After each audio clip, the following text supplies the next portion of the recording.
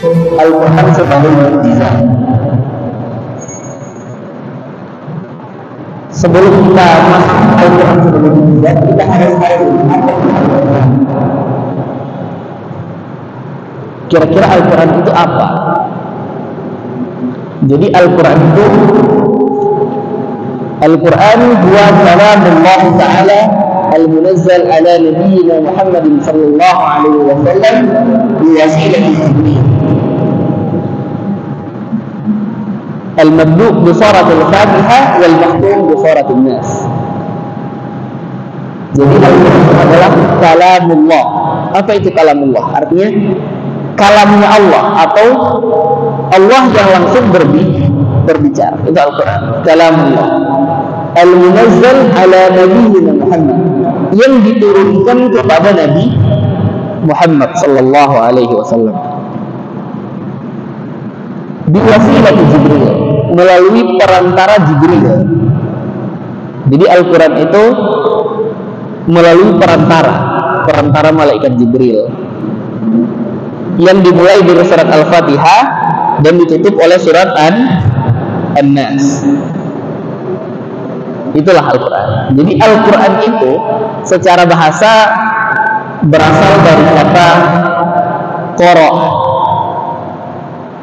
Qara artinya membaca. Al-Quran ini adalah masdar dari qara. Masdar itu yaitu gampangnya adalah kata kerja yang dijadikan kata benda. Contohnya begini, makan itu kata kerja, masdarnya dari makan yaitu makanan. Begitu. Al-Quran itu berasal dari kata qara, artinya membaca. Kalau masdarnya berarti Al-Quran itu bacaan. Nah, jadi secara bahasa seperti itu. Qara'a bimakna tala. Qara'a artinya membaca atau tilawah. Nah, tilawah itu juga artinya membaca. Itu Al-Quran. Dengan diambil dari wazan fu'lan. Fu'lan Quran. Ini kita belajar bahasa Arab sedikit. Karena kenapa penting belajar bahasa Arab? Karena Al-Quran ini diturunkan dengan bahasa Arab. Kita belajar sedikit bahasa Arab. Nah, Al-Quran ini yaitu muta'abbad bitilawatihi. Apa itu muta'abbad bitilawatihi? Muta'abbad bitilawatihi artinya ketika kita membaca Al-Quran, maka bacaan itu menjadi ibadah. Jadi setiap kita membaca Al-Quran, artinya setiap bacaan itu adalah ibadah. Karena dalam salah satu hadisnya Rasulullah yang artinya bacalah Al-Quran itu, karena di setiap bacaan ada 10 kebaikan. Saya tidak mengatakan alif lam itu huruf, tapi alif itu huruf, lam itu huruf, mim itu huruf. Artinya di setiap hurufnya itu ada 10 kebaikan. Alif lam mim. So 30 kebaikan orang dapat. Alif 10, lam 10, mim 30. Belum zalikal kitabu la raiba fihi hudal lil muttaqin. Itu ya, setiap hurufnya itu ada 10 kebaikan. Berarti banyak sekali. Dan kitab lain itu tidak seperti itu. Tidak ada misalnya kita baca novel begitu, kita baca buku apa, kemudian di setiap hurufnya ada 10 kebaikannya. Tidak ada. Cuma Al-Quran. Misalnya kita baca buku apa yang paling terkenal begitu, baca ulang-ulang sampai 10 kali, tidak ada pahala di setiap hurufnya. Beda dengan Al-Quran, baca Al-Fatihah saja sehari dalam sekali itu sudah berapa ratus pahala yang didapat, karena di setiap hurufnya ada 10 kebaikan. Alhamdulillah saja udah berapa itu? Alif, lam 10, 20, ha 30, mim 40, dal 50. So 50 kebaikan. Alhamdulillah. Belum alhamdulillahirabbil alamin. Ar-Rahmanir Rahim. Banyak sekali pahalanya. Makanya Al-Quran disebut al-muta'abbad bitilawatihi, ketika membacanya menjadi ibadah. Kemudian al-manqul ilaina bitawatur. Apa itu al-manqul ilaina bitawatur? Jadi Al-Quran ini sampai kepada kita dengan mutawatir.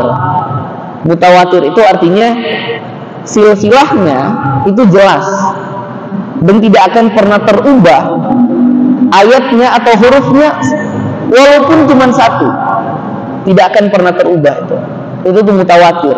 Jadi rincian mulai dari Nabi Muhammad sampai kita sekarang, Al-Quran tidak pernah berubah sedikit pun, tidak akan pernah bertambah atau tidak akan pernah berkurang. Makanya dia mutawatir, yaitu mulai dari Rasulullah sampai kita, nasabnya itu ada. Kemudian hurufnya tidak mungkin berubah dan tidak mungkin bertambah.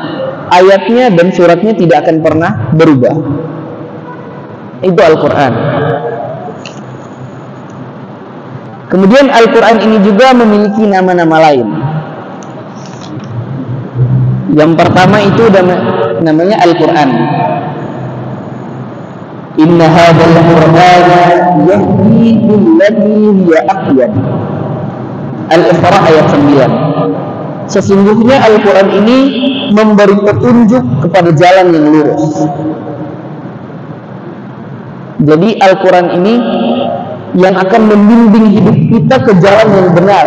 Jalan yang benar itu yang mana? Yaitu jalan Islam, jalan yang menuntun kita kepada ridha Allah. Bagaimana untuk mendapatkan tuntunan itu? Yaitu dengan membaca Al-Quran. Membacanya saja tidak cukup, menghafalnya tidak cukup, mentadabburinya. Barulah kita akan mendapatkan Al-Quran itu yang akan memberikan petunjuk kepada jalan yang lurus. Itulah Al-Quran. Yang pertama namanya Al-Quran. Kemudian nama yang kedua ada namanya Al-Furqan. Apa itu Al-Furqan? Al-Furqan itu artinya pembeda. Jadi Al-Quran nama lain juga Al-Furqan. Kenapa disebut pembeda? Karena Al-Quran ini dia yang membedakan antara hak dan batil. Dia yang membedakan. Al-Quran yang membedakan antara hak dan batil. Al-Quran menunjukkan, lakukan ini kebenaran, nanti kamu akan mendapatkan kebaikan. Jangan lakukan ini adalah keburukan. Al-Quran yang membedakan itu. Karena dalam surah Al-Furqan ayat 1, A'udzu billahi minasyaitonir rajim. Tabarakalladzi nazzala al-furqana 'ala 'abdihi liyakuna lil 'alamina nadhira.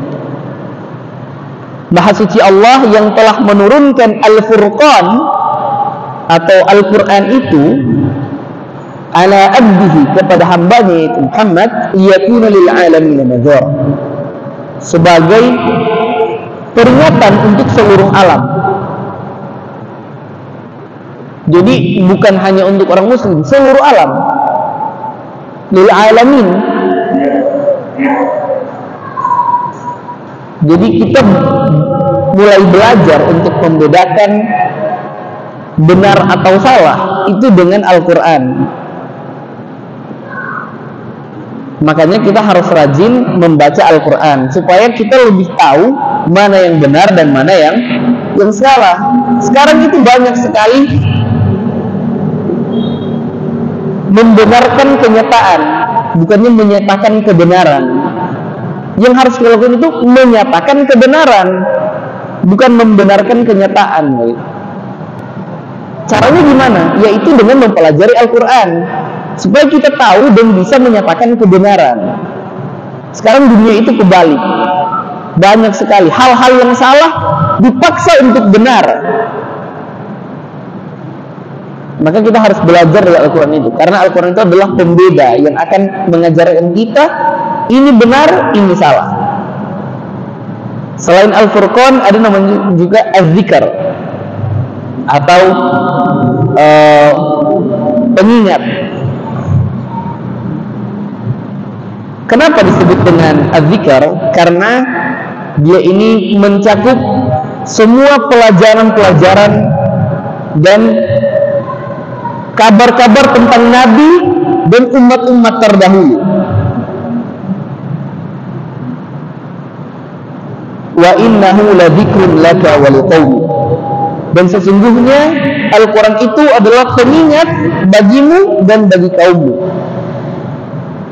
bagimu Muhammad dan bagi kaummu. Selain az-zikr juga disebutkan Al-Quran itu namanya Al-Kitab.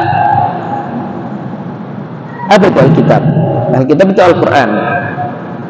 Alhamdulillahilladzi anzala ala abdihi al-kitaba wa lam yaj'al lahu 'iwaja qayyiman liyunzira ba'san shadidan min ladunhu wa yubashshira al-mu'minina alladhina ya'maluna as-salihati anna lahum ajran hasana. Surat apa itu? Surat Al-Kahfi. Segala puji bagi Allah yang telah menurunkan kepada hambanya Al-Kitab,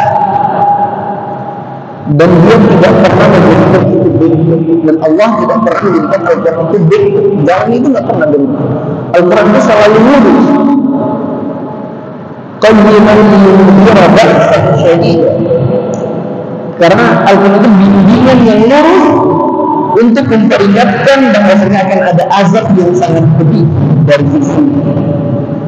Wa yubashshiru al-mu'minina alladziina ya'maluna as-salihati anna lahum ajran hasanah, dan akan memberikan kabar gembira kepada orang-orang mukmin yang benar melaksanakan amal saleh, bahwasanya bagi mereka balasan yang sangat besar.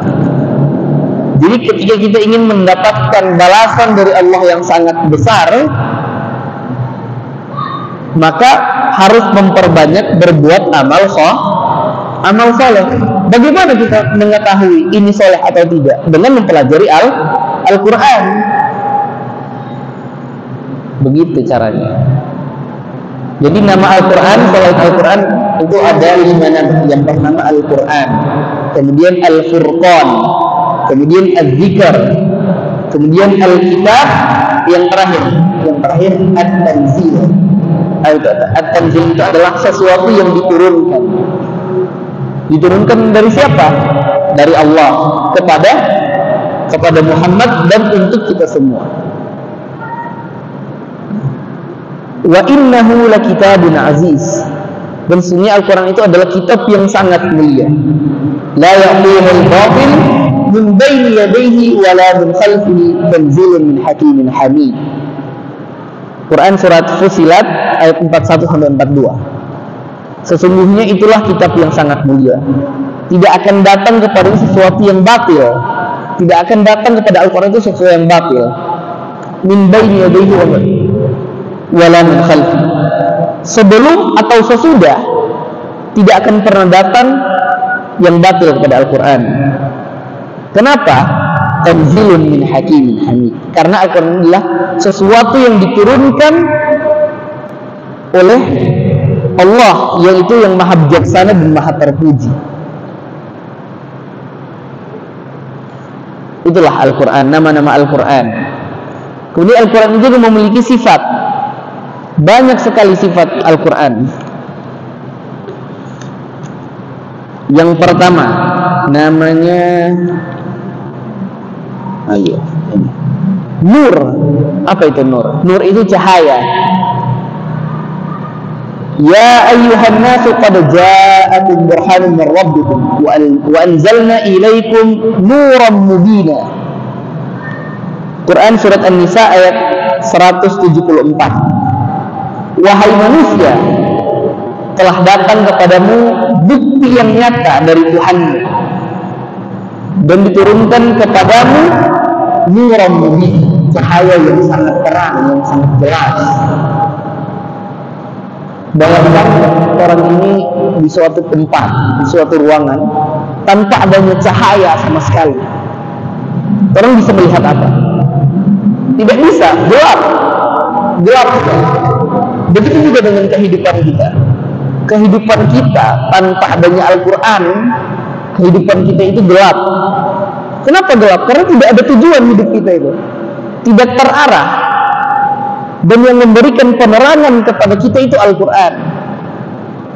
Al-Quran yang mengajarkan kepada kita, wa ma khalaqtul jinna wal insa illa liya'budun. Tidaklah saya menciptakan jin dan manusia melainkan hanya untuk beribadah kepadaku. Itu di Al-Quran. Artinya tujuan hidup kita itu hanya untuk beribadah. Maka disitulah Al-Quran menjadi nur, menjadi cahaya buat kita supaya kita bisa melihat hidup kita itu harus kemana. Dan Al-Quran yang akan membimbing itu. Kemudian Al-Quran juga mensifatnya sebagai huda, wa syifa, wa rahmah, wa mau'izah. Pertama huda, petunjuk. Kemudian syifa, penyembuh. Rahmah, kasih sayang. Kemudian mau'izah, pelajaran yang berguna. Ya ayyuhan nasu qad ja'atkum mau'izatun min rabbikum wa shifaa'un lima fis suduri wa hudaw wa rahmatun lil mu'minin. Quran surat Yunus ayat 57. Wahai manusia, telah datang kepadamu pelajaran dari Tuhanmu dan penyembuh apa yang ada di hatimu, dan dia sebagai petunjuk dan kasih sayang bagi orang-orang mukmin.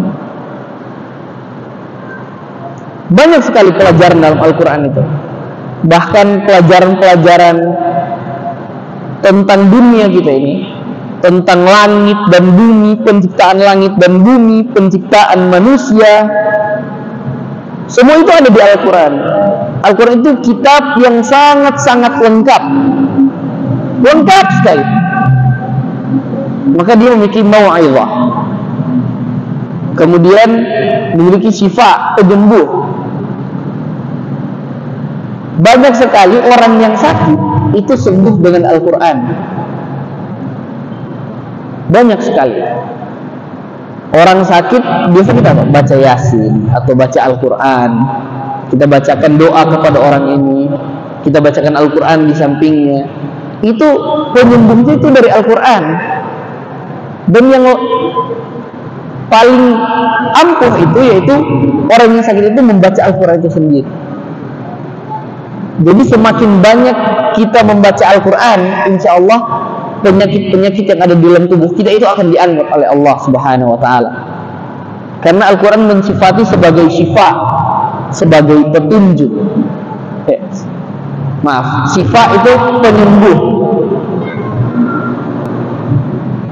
Al-Quran itu sebagai penyembuh.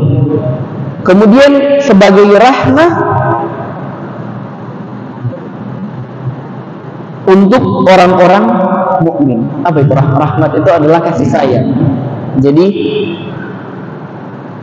supaya kita disayang oleh Allah Subhanahu wa Ta'ala, semakin dicintai oleh Allah Subhanahu wa Ta'ala, maka kita harus menjadi orang mukmin. Cara menjadi orang mukmin yaitu dengan memperbanyak baca Al-Quran. Artinya semakin banyak kita baca Al-Quran, maka naiklah derajat kita kepada orang-orang mukmin.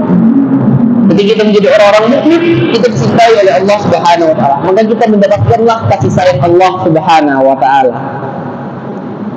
Kemudian sifat lain dari Al-Quran namanya mubarak, yaitu penuh keberkahan. Wa hadza kitabun anzalnahu mubarakun musaddiqul ladzi baina yadayhi. Al-An'am ayat 92. Dan ini adalah kitab yang kami turunkan kepadanya Muhammad sebagai berkah, musaddiqul ladzi baina yadayhi, musaddiqul ladzi baina yadayhi, sebagai pembenaran apa yang ada sebelumnya, yaitu kitab-kitab sebelumnya. Taurat, Injil, Zabur, Al-Quran inilah pelengkap dari kitab-kitab itu. Dan membawa berkah juga. Sifat lain yaitu mubin. Mubin itu artinya jelas. Qad ja'akum minallahi nurun wa kitabun mubin. Al-Maidah ayat 15. Telah datang kepadamu dari Allah nurun wa kitabun mubin, cahaya dan kitab yang sangat jelas. Quran surat Al-Maidah ayat 15. Kemudian Al-Quran juga memiliki sifat namanya busyra. Busyra itu artinya memberi kabar gembira. Musaddiqan lima baina yadayhi wa hudaw wa busyra lil mu'minin. Membenarkan apa yang ada sebelummu dan sebagai petunjuk dan memberi kabar gembira untuk orang-orang mukmin. Quran surat Al-Baqarah ayat 97. Kemudian sifat lainnya itu aziz. Aziz itu artinya mulia. Innal ladzina kafaru bidzikri lam najahum wa innahu lakitabun aziz. Ini dia. Wa innahu lakitabun aziz. Fussilat ayat 41. Dan sesungguhnya itulah kitab yang sangat mulia, yaitu Al-Quran. Kemudian Majid. Majid itu artinya agung. Bal huwa Qur'anun Majid. Surat apa? Al-Buruj ayat 21. Tapi itulah Al-Quran yang agung. Bal huwa Qur'anun Majid. Yang terakhir ini ada Bashir wa Nadhir. Jadi memberi kabar gembira dan memberi peringatan. Kitabun fussilat ayatuhu Qur'anan Arabiyyan liqaumin ya'lamun basyiran wa nadhira. Ini adalah kitab yang rinci penjelasannya, ayat-ayatnya ketika dibacakan dengan bahasa Arab untuk orang-orang yang mengetahui. Basyiran wa nadhira, memberi kabar gembira dan memberi peringatan. Jadi Al-Quran ini yaitu dia kitab hukum. Jadi hukum tertinggi Islam itu sumbernya adalah Al-Quran. Nah, kalau Al-Quran ini isinya hukum semua, maka Al-Quran ini jadi kitab yang kejam begitu. Karena kita kalau baca kitab hukum itu sesedikit boleh, sesedikit boleh. Ini bikin ini dapat hukum, bikin ini dapat hukum. Kalau Al-Quran tidak. Al-Quran itu memberi kabar gembira dan memberi peringatan. Memberi peringatan, misalnya la taqrabuz zina, jangan dekati zina. La taqrabus salata wa antum sukara, jangan mendekati salat ketika kamu mabuk. Kalau mabuk dikasih peringatan di situ. Kemudian kalau kita melakukan amal soleh dikasih kabar gembira, annalahum ajran hasan, bagi mereka balasan yang sangat besar. Itulah Al-Quran. Beda dengan kitab lain tuh. Kalau misalnya kitab hukum isinya hukum semua, tapi Al-Quran tidak. Al-Quran itu dia memberi kabar gembira juga memberi peringatan supaya kita tidak terbelok-belok jalan kita, supaya jalan kita tetap lurus. Ketika kita ingin melakukan, diingatkan oleh Al-Quran. Ketika kita menjauhi larangan itu, melakukan amal soleh, dikasih kabar gembira oleh Al-Quran. Itulah Al-Quran.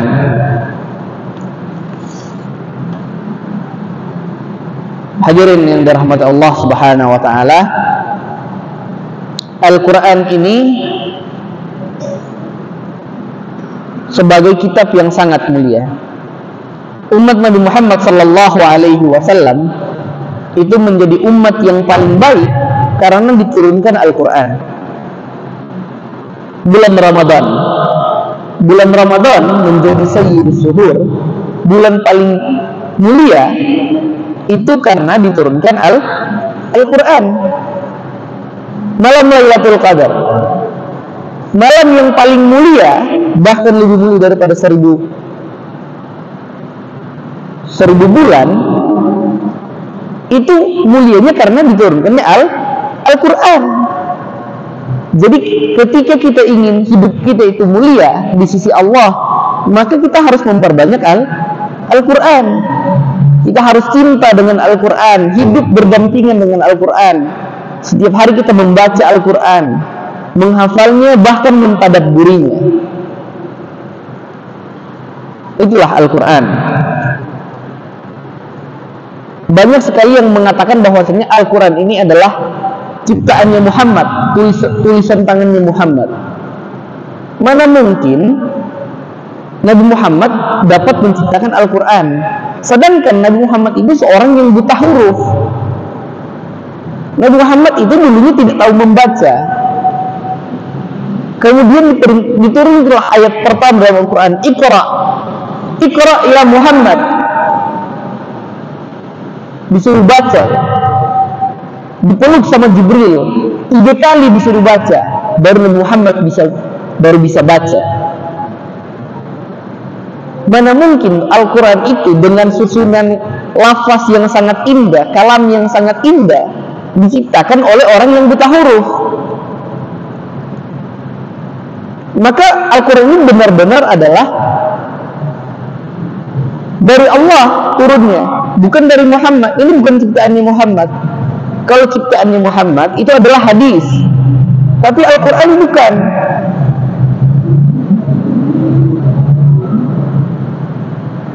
Al-Quran ini, mana mungkin ada kitab yang semulia Al-Quran. Semenjak dari 1400 tahun yang lalu, sudah ratusan juta bahkan miliaran orang yang menghafalnya. Setiap hari orang membacanya. Mana mungkin ada orang menciptakan kitab pada zaman dahulu, kemudian efeknya itu masih sampai sekarang. Dan orang yang menciptakan itu buta huruf. Mana mungkin bisa seperti itu? Maka benar-benar Al-Quran ini adalah turunnya dari Allah. Setiap hari itu, hampir di seluruh dunia ini, orang itu baca Al-Quran. Baca Al-Quran terus. Maka dunia ini tidak akan pernah terhenti dengan bacaan Al-Quran. Iya. Bahkan setiap hari, setiap detik itu di penjuru dunia manapun ada baca Quran. Mana mungkin ada kitab atau ada buku yang seluruh dunia itu membacanya? Adanya enggak kira-kira ya buku begitu? Yang buku semua orang itu baca di dunia ini? Kayaknya enggak ada. Atau mungkin buku paling terkenal begitu. Tapi itulah Al-Quran. Tapi kenapa begitu? Ketika kita membaca Al-Quran, baru 1 lembar, 2 lembar, tiba-tiba semangat tuh. Beda dengan baca Al-Quran. Kalau baca Al-Quran ini sampai seberlembar-lembar, sedatang Quran baru, tuh mata masih di situ terus. Lihat kabar berita, lihat ini, lihat itu. Ada juga kitab yang dilihat tiap hari itu, buku yang dilihat tiap hari. Umumnya buku utang. Iya, orang kalau aduh kasihan, kita punya utang, pasti ini belum bayar no. Dia lihat terus di buku. Aduh dia belum bayar, apa yang satu sebatagi lagi. Kurang baca itu buku utang. Aduh. Makanya ketika kita memiliki masalah seperti itu, kita kembalilah kepada Al-Quran. Al-Quran akan memberikan petunjuk kepada kita. Al-Quran ini diturunkan secara beransur-ansur, tidak diturunkan seluruh ayatnya, seluruh Al-Quran diturunkan langsung plek, langsung ada gitu. Tidak. Tapi Al-Quran itu diturunkan per ayat atau per surah sesuai kejadian yang ada ketika itu. Nah, kenapa Al-Quran itu diturunkan secara beransur-ansur? Pertama, itu supaya Nabi Muhammad itu dapat memperkuat insaniyahnya, kemanusiaannya, untuk menerima wahyu ilahi ini. Karena wahyu ilahi ini langsung dari Allah, makanya Allah tidak menurunkan langsung seperti itu. Kemudian untuk memperkuat kesadarannya, kemudian pemahamannya, dan yang paling utama itu untuk mempermudah penulisannya dan menghafalnya. Jadi supaya Nabi Muhammad ketika itu tidak langsung hafal semuanya Al-Quran begitu. Maka ketika ada kejadian begitu, Allah turunkan ayat ini. Nabi Muhammad mengalami ini, membutuhkan jawaban, Allah turunkan ayat ini. Itulah hikmahnya kenapa Allah tidak turunkan langsung satu buku begitu, supaya di setiap kejadian itu atau di setiap ayat itu ada asbabun nuzul, ada sebab-sebab ayatnya, kenapa diturunkannya. Kemudian supaya juga untuk mempermudah penghafalannya dan penulisannya. Al-Quran ini diturunkan selama kurang lebih 23 tahun. Dan yang paling pertama kali turun itu yaitu Iqra bismi rabbikal ladzi khalaq. Al-Alaq ayat 1 sampai 4. Itu ayat yang pertama kali turun. Dan ayat terakhir yang turun itu yaitu Ittaqu yawman turja'una fihi ila Allah tsumma tuwaffa kullu nafsin ma kasabat wa hum la yuzlamun. Al-Baqarah ayat 281. Jadi yang pertama Al-Alaq 1 sampai 4, yang terakhir Al-Baqarah ayat 182. Ayat 281. Nah, Al-Quran ini ada yang diturunkan di Mekah dan di Madinah. Yang kita tahu biasanya kalau yang di Mekah itu surat Makki, kemudian di Madinah surat Madani. Nah, sebenarnya begini. Jadi apa itu Makki, apa itu Madani? Jadi sebenarnya yang surat Makkiyah itu adalah surat yang diturunkan sebelum hijrahnya Rasul, walaupun turunnya di selain Mekah. Itu surat Makkiyah. Jadi surat Makkiyah itu tidak semua surat yang turun di Mekah, tapi surat Makkiyah itu adalah surat yang diturunkan sebelum hijrahnya Rasul. Sedangkan Madani itu adalah surat yang diturunkan setelah hijrahnya Rasul Shallallahu Alaihi Wasallam, walaupun turun suratnya itu bukan di kota Madinah. Jadi tidak semua surat yang turun di kota Mekah adalah surat Makkiyah, dan tidak semua yang turun di Madinah adalah surat Madaniyah. Tapi yang dinamakan surat Makkiyah adalah surat atau ayat yang diturunkan sebelum hijrahnya Rasul, sedangkan Madaniyah atau surat Madani itu yang diturunkan setelah hijrahnya Rasul Shallallahu Alaihi Wasallam. Nah, untuk mengetahui tanda-tanda dari surat Makki atau surat Makkiyah itu, yang pertama, setiap surat yang ada ya ayyuhan nas. Nah, surat yang ada ya ayyuhan nasnya, maka itu berarti surat Makkiyah. Dan tidak ada dalamnya ya ayyuhalladzina amanu. Jadi kalau ya ayyuhalladzina amanu dipastikan ayat ini adalah surat Madaniyah atau surat Madani.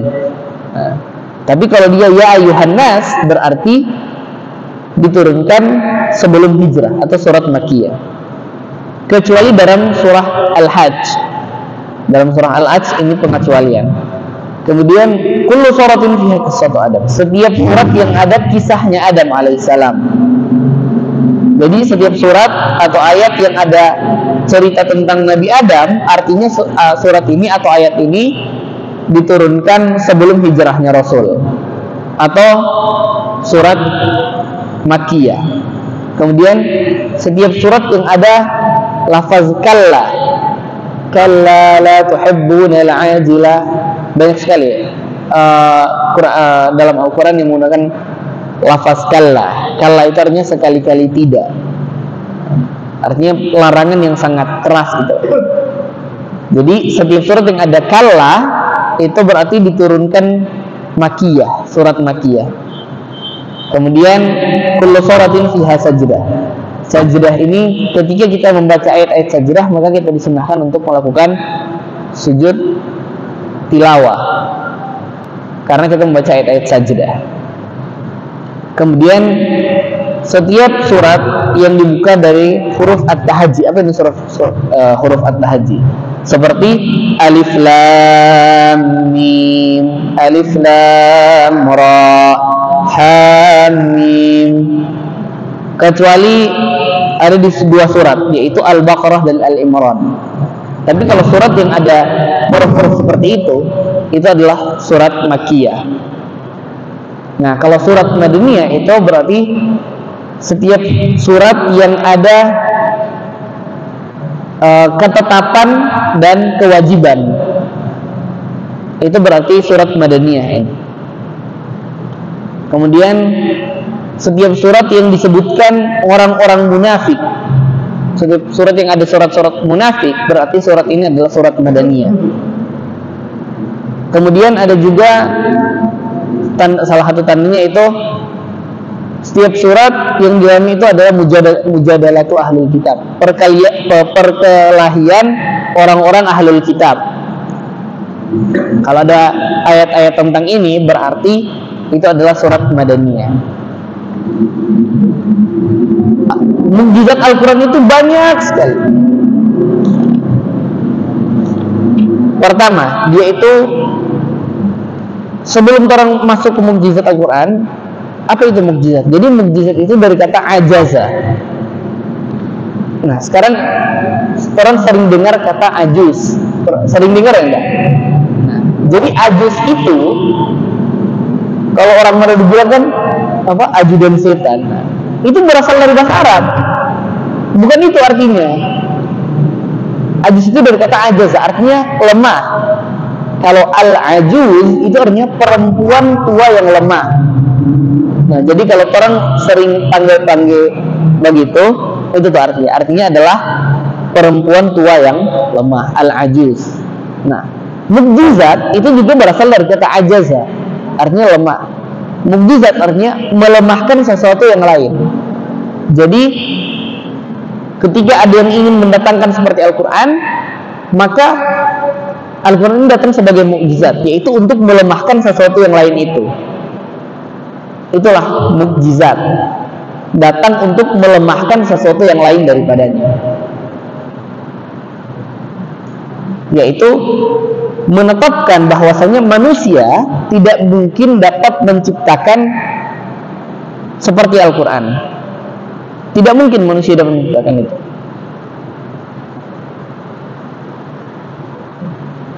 Nah, pertama, mukjizatnya Al-Quran itu dari lafaznya. Lafaz Al-Quran itu indah sekali, karena dia ada nazamnya tuh. Nazamnya itu kayak syairnya, sajak begitu. Akhirnya sama semua. Ya ayyuhal muddathir qum fa'anzir wa rabbaka fakabbir wa thiyabaka fatahhir warrujza fahjur. Akhirnya R semua. Itu indah sekali ya gitu. Banyak lagi, idza syamsu kuwirat wa idzan nujumu kadarat, dan seterusnya. Akhirnya begitu. Semua tak ini semua di akhir. Jadi lafaznya itu indah, kemudian nazamnya atau syairnya atau sajaknya itu indah ketika dibaca. Makanya banyak sekali ketika kita membaca Al-Quran itu kita tenang hati. Gitu. Ala bizikrillah tatmainnul qulub. Ingatlah dengan mengingat Allah, dengan berzikir kepada Allah akan menenangkan hati. Coba kita dengarkan syekh-syekh yang baca Al-Quran itu. Syekh Abdurrahman Al-Qudis, Masya Allah. Kalau kita dengar suara beliau atau syekh yang lain, rasanya hati kita itu tenang gitu. Kenapa? Karena lafaznya yang indah. Dan manusia itu tidak dapat gitu menciptakan lafaz-lafaz yang indah seperti itu. Nah, itu sering dengar lafaz-lafaz indah. Ada orang bilang begitu. Ada yang quotes today. Apa quotes today? Desir pasir di padang tandus, bolehkah ku pinjam 100? Itu bukan quotes today. Ada lagi nih, berkedok silaturahmi. Biar silaturahmi gak putus, bolehkah pinjam 100? Itu bukan kata yang indah itu. Malah kita dengar itu, nah ini kalau pinjam terus, ada. Tapi kalau Al-Quran ketika kita dengar itu, Masya Allah, tenang itu hati. Karena apa? Lafaznya yang sangat indah. Kemudian Al-Quran ini juga dia mukjizat dari segi kelengkapan hukum dan syariat-syariatnya. Jadi Al-Quran ini ketika kita menjalankan hukum dan syariatnya, maka Al-Quran akan yuhaqqiqu sa'adah fid dunya wal akhirah, akan menetapkan atau memastikan kebahagiaan kita di dunia dan di akhirat.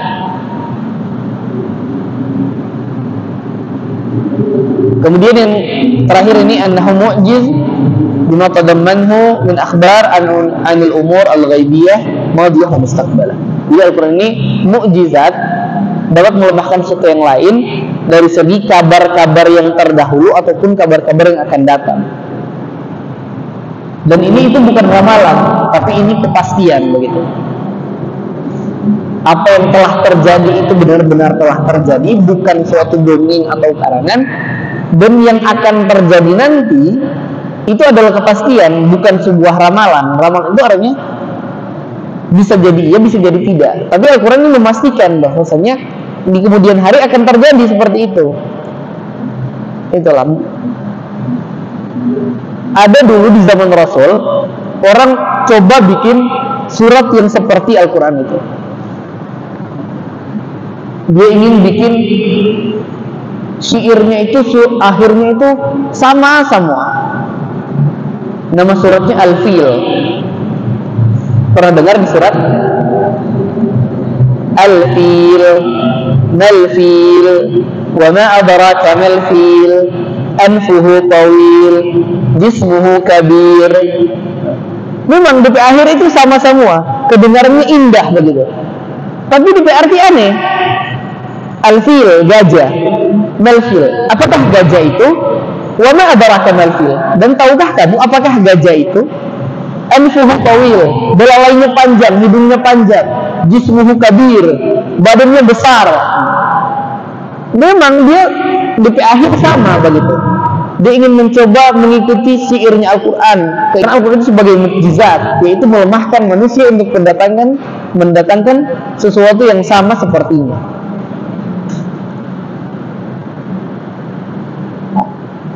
Saya pikir saya cukupkan di sini. Saya harap yang sedikit ini ada manfaatnya tentang Al-Quran, dan mudah-mudahan kita semua tambah cinta kepada Al-Quran, tambah dekat dengan Al-Quran. Semoga kita menjadi orang-orang yang selalu membaca Al-Quran, menghafalnya, bahkan mentadabburi Al-Quran. Kurang lebihnya mohon maaf. Wassalamualaikum warahmatullahi wabarakatuh.